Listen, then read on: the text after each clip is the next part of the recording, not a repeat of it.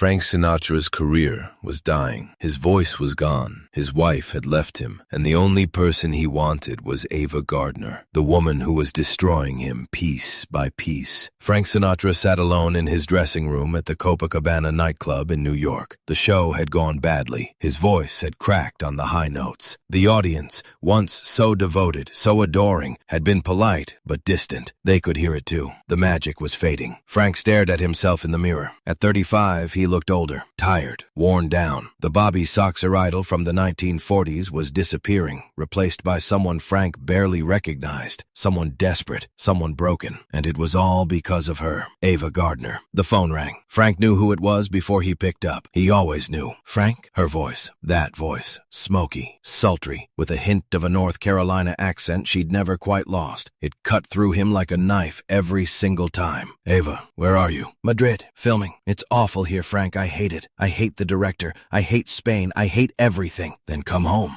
I can't. I have a contract. 3 more weeks. Break the contract. Come home to me. There was a pause. He could hear her smoking on the other end of the line. The inhale. The exhale. Frank, we talked about this. We can't keep doing this. We're poison for each other. I don't care. I need you. You don't need me, Frank. You're obsessed with me. That's different. Call it whatever you want. Just come home. Another pause. Longer this time. I'll think about it. How was the show tonight? Frank closed his eyes. It was fine. You're lying. I can always tell when you're lying. Your voice was bad again, wasn't it? It's getting better. No, it's not. And it won't get better as long as you keep doing this to yourself. The drinking, the not sleeping, the obsessing over me. You're killing yourself, Frank. Then save me. Come home and save me. I can't save you, baby. Nobody can save you but yourself. And you won't do it because you'd rather drown than let go of me. She was right. She was always right. But Frank couldn't admit it. Wouldn't admit it. When can I see you? I don't know. Maybe never. Maybe that would be better for both of us. Don't say that. I have to go, Frank. Take care of yourself. Please. The line went dead. Frank sat there holding the phone, staring at nothing. Ava was in Madrid. He was in New York, and the distance between them felt like the Grand Canyon. Vast, unbridgeable, lethal. To understand how Frank Sinatra ended up here, alone, voice failing, career collapsing, obsessed with a woman who was systematically destroying him, you have to go back to 1949, the year he met Ava Gardner. Frank was married at the time to Nancy Barbado, his childhood sweetheart, the mother of his 3 children. They've been married for 12 years. It wasn't a passionate marriage, not anymore, but it was stable, safe. Nancy took care of him, raised their kids, managed the household while Frank toured and recorded and built his career. And then Frank saw Ava Gardner at a Hollywood party. She was the most beautiful woman he'd ever seen. Dark hair, green eyes, a body that made men forget how to speak. But it wasn't just her looks. It was the way she moved, the way she talked, the confidence, the danger. Ava Gardner didn't need anyone, didn't want anyone, and that made every man in Hollywood want her desperately. Frank introduced himself. Ava knew who he was. Everyone knew who Frank Sinatra was in 1949, but she wasn't impressed. She dated Howard Hughes. She'd been married to Mickey Rooney. She wasn't interested in another celebrity romance. But Frank was persistent. He sent flowers, called constantly, showed up wherever she was, and slowly, gradually, Ava's resistance began to crack. Not because Frank wore her down, but because she saw something in him that intrigued her, a darkness, a neediness, a desperation to be loved that matched her own. They started an affair, secret at first, then less secret, then not secret at all. The press went wild. Frank Sinatra, married man, father of 3, America's crooner, was cheating on his wife with Ava Gardner, Hollywood's most dangerous woman. Nancy was devastated. She begged Frank to end it, to come home, to remember his family, but Frank couldn't. He was already too far gone, already obsessed, already lost. On Valentine's Day 1950, Nancy filed for separation. The press crucified Frank. His fans turned on him. How could he abandon his wife and children for a homewrecker, for Ava Gardner? But Frank didn't care. He had Ava. That's all that mattered. Except Ava wasn't his. Not really. She was wild, unpredictable. She'd disappear for days without explanation. She'd flirt with other men men right in front of Frank.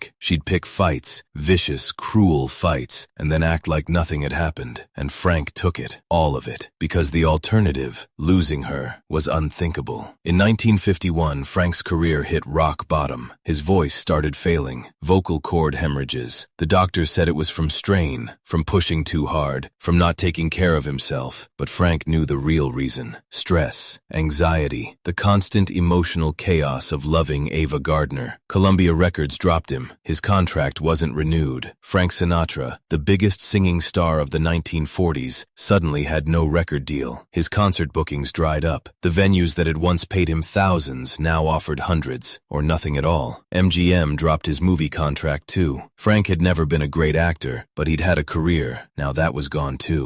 By late 1951, Frank was essentially unemployed. His income had collapsed. He was still paying alimony to Nancy. He had 3 children to support, and he was spending whatever money he had left trying to keep up with Ava's lifestyle, the expensive restaurants, the luxury hotels, the gifts she expected. Frank was drowning, financially, professionally, emotionally, and Ava watched it happen with a mixture of fascination and horror. In November 1951, Frank and Ava got married, not because things were good, but because Frank hoped marriage would stabilize things, would give him some claim on Ava, some security. It didn't. The marriage was chaos from day one. They fought constantly, screaming matches that the neighbors could hear through hotel walls. Ava would throw things, plates, glasses, whatever was nearby. Frank would storm out, drive around for hours, come back and beg her to forgive him for whatever he'd done wrong. And then they'd make up, passionate, desperate reconciliations that felt like drowning and salvation at the same time. The pattern repeated endlessly. Fight, break up, reconcile, fight again. It was toxic, destructive. Everyone around them could see it, but Frank and Ava couldn't stop. In 1952, Frank hit his lowest point. He was performing at a small club in Boston, the kind of venue he wouldn't have even considered 5 years earlier. The place was half empty. The audience was indifferent, and halfway through Bésame Mucho, Frank's voice gave out completely. He stood there on stage, mouth open, no sound coming out. The orchestra kept playing for a few bars, then stopped. The audience sat in awkward silence. Frank tried again. Nothing. His voice was gone. He walked off stage without a word, went to his dressing room, locked the door, and sat there in the dark, wondering if his career was over, wondering if this was how it ended, not with a triumph, but with silence. Ava was in Africa at the time, filming Mogambo with Clark Gable. Frank called her from his hotel room. "My voice is gone, Ava. Completely gone. The doctors don't know if it'll come back." "Then rest it. Stop performing. Take a break." "I can't take a break. I need the money. I have bills." "That's not my problem, Frank. I told you not to take that gig in Boston. I told you it was beneath you,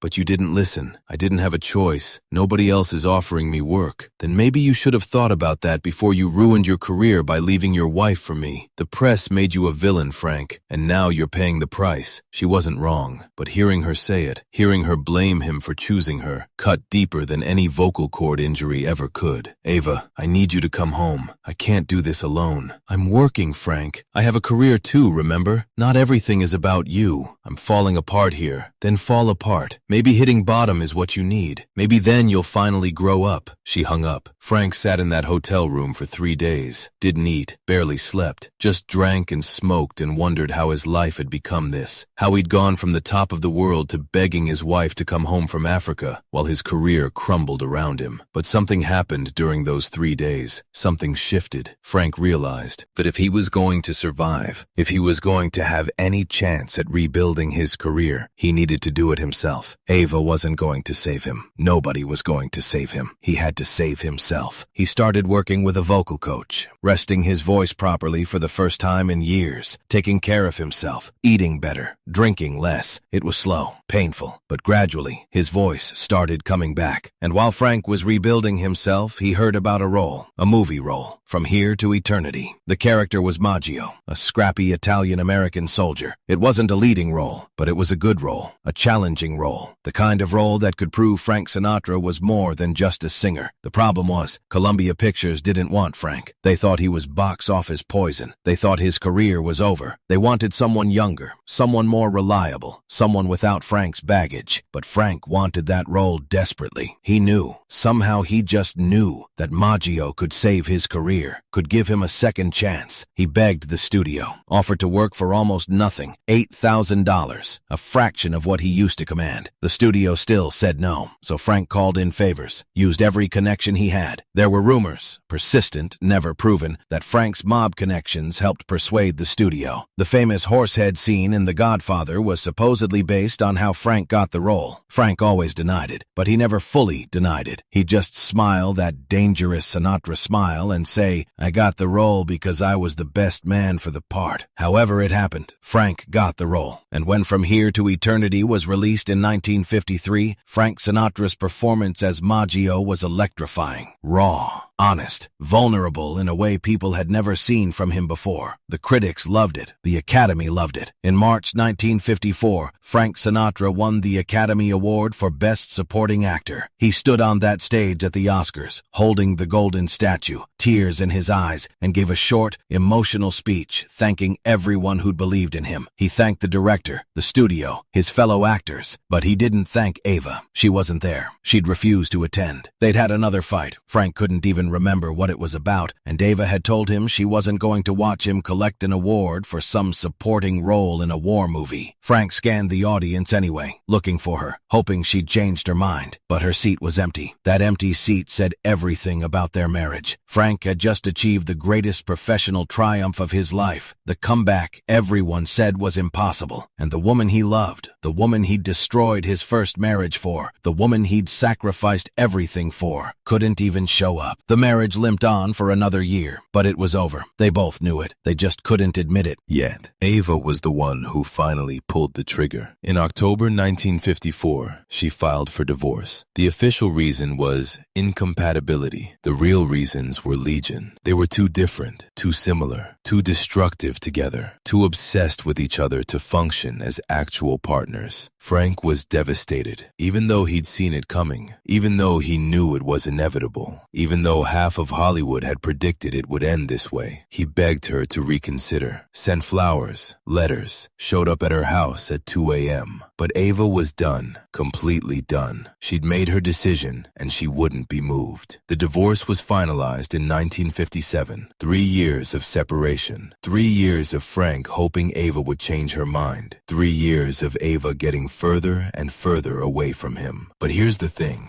The divorce didn't end Frank's obsession. If anything, it made it worse. Because now Ava was officially unattainable, officially lost to him. And Frank wanted nothing more than the things he couldn't have. For the next decade, Frank carried a torch for Ava Gardner that bordered on pathological. He dated other women, beautiful women, successful women, women who adored him, but none of them were Ava. None of them came close. He'd call her late at night, drunk, crying, telling her he still loved her, that he'd made a mistake, that they should try again. Sometimes Ava would be kind, gentle. She'd tell him she cared about him, but it was over. Sometimes she'd be cruel, telling him to move on, to grow up, to stop embarrassing himself. But she never hung up on him. She always answered, always listened, because Ava was obsessed too. Not in the same way Frank was, but she couldn't quite let him go either. Couldn't quite close that door completely. They'd see each other occasionally, at parties, at industry events, and every time Frank would feel that pull, that magnetic, destructive attraction that had ruined both their lives. In 1966, Frank married Mia Farrow. She was 21. Frank was 50. The marriage was bizarre from the start. Mia was young enough to be his daughter, but Frank thought maybe this time would be different. Maybe with someone completely unlike Ava, he could finally move on. It didn't work. The marriage lasted 2 years, and the whole time Frank was still calling Ava, still thinking about her, still measuring every other woman against her and finding them lacking. Ava heard about Frank's marriage to Mia and felt jealous, which surprised her. She didn't want Frank back. She'd moved on with her life, had other relationships, other priorities, but knowing Frank was trying to replace her stung anyway. She called him on his wedding night, drunk. "So you married a child, Frank. Congratulations. I'm sure she'll make you very happy." "Ava, don't. Don't what? Don't point out that you're old enough to be her father? Don't mention that you're trying to recreate me with someone who looks nothing like me? I'm trying to move on with my life. No, you're trying to forget me. That's different, and it won't work, baby. I'm unforgettable. You taught me that. She hung up, and Frank stood there in his honeymoon suite with his 21-year-old bride sleeping in the next room, holding the phone, realizing Ava was right. He'd never forget her, never stop wanting her, never fully move on. The obsession lasted until Ava's death. In 1990, Ava Gardner died of pneumonia in London. She was 67 years old. She lived a full life after Frank, acted in movies, had relationships, traveled the world, but she'd never remarried, never found anyone else who matched the intensity of what she and Frank had shared. When Frank heard Ava had died, he was performing in Las Vegas. Someone told him between shows. Frank nodded, said thank you, went to his dressing room, and locked the door. He didn't perform the second show that night, told the casino he was sick. They offered to get him a doctor. He refused. He just wanted to be alone. Frank sat in that dressing room for hours, thinking about Ava, about everything they'd been to each other, everything they'd destroyed in each other. He thought about that first night they met, the way she'd looked at him like he was just another Hollywood phony, and how determined he'd been to prove her wrong. He thought about their wedding day, how beautiful she'd looked, how certain he'd been that marrying her would solve everything. He thought about the fights, the reconciliations, the passion that had felt like drowning and flying at the same time. And he thought about the Oscar night, the empty seat where she should have been. The moment he'd realized that loving Ava Gardner meant always wanting someone who would never fully be his. Frank didn't cry. He was too old for tears, too worn down by decades of loving and losing Ava Gardner. But he felt something break inside him that night, some last fragment of hope that maybe, someday, somehow, they'd find their way back to each other. Now that hope was gone. Ava was gone, and Frank was 74 years old, sitting alone in a dressing room in Las Vegas, mourning a woman he hadn't been married to in 33 years. His daughter Nancy found him there. "Dad, are you okay?" "I'm fine, Nancy. I heard about Ava. I'm sorry." Frank nodded. "She was something, wasn't she? Your old man never had a chance against a woman like that. You loved her." "I was obsessed with her. That's different from love. Love is healthy. Love builds you up. What Ava and I had, that destroyed us both. But I'd do it all again. Every fight, every heartbreak, every moment. Because when it was good, Nancy, when we were good together, nothing else in the world mattered. Nothing else even existed." Nancy sat down next to her father. "Do you think she loved you? Really loved you?" Frank thought about it. Really thought about it. "Yeah, I think she did. In her own way. The problem was, her way of loving someone looked a lot like torture, and my way of loving someone looked a lot like surrender. We brought out the worst in each other while thinking it was the best. That's the tragedy, sweetheart. We thought the destruction was passion. We thought the pain was proof we cared." "Do you regret it, leaving Mom for her?" Frank was quiet for a long time. "I regret hurting your mother. I regret hurting you kids. But do I regret Ava? No, because Ava Gardner taught me something nobody else could have taught me. She taught me that sometimes the things that make us feel most alive are the things that kill us the slowest. And knowing that, living through that, made me who I am, for better or worse." Frank Sinatra performed for another 8 years after Ava's death. But something was different. Something was missing. People who knew him well could see it. The fire had gone out. The dangerous edge that had made him fascinating, that was gone too. In 1995, Frank gave his last performance. By then, he was 79. His voice was a shadow of what it had been. His memory was failing. But he still stood on stage and sang My Way. The lyrics took on new meaning now. "Regrets, I've had a few. But then again, too few to mention." Was that true? Did Frank really have too few regrets to mention? Or was that just the story he told himself to justify the choices he'd made? I did it my way. Yes, he had. Frank Sinatra had lived exactly how he wanted to live. No compromises, no apologies. He'd loved who he wanted to love, even when it destroyed him. He'd chased what he wanted to chase, even when everyone told him to stop. And Ava Gardner had been the ultimate expression of that philosophy. Loving her had nearly killed him, definitely damaged him. But he'd done it anyway, because he was Frank Sinatra, and Frank Sinatra didn't do things halfway. When Frank died in 1998, among his belongings they found a photograph, black and white, creased and worn from being carried in his wallet for decades. It was a picture of Ava Gardner, taken in the early 1950s, when she was at her most beautiful, and they were at their most destructive. On the back, in Frank's handwriting, "To Francis, with all my love, Ava." He'd kept it all those years, through 3 more marriages, through countless other other relationships, through everything. That photograph of Ava had been with him, always, because Frank Sinatra's career may have been dying in 1951. His voice may have been gone. His wife may have left him. But the one thing that never died, the one thing that never left him, was his obsession with Ava Gardner. It nearly destroyed him, but it also defined him, made him who he was, for better or worse. And in the end, Frank wouldn't have changed it, couldn't have changed it, because loving Ava Gardner, being destroyed by Ava Gardner, was Frank Sinatra's way, and he did it his way until the very end.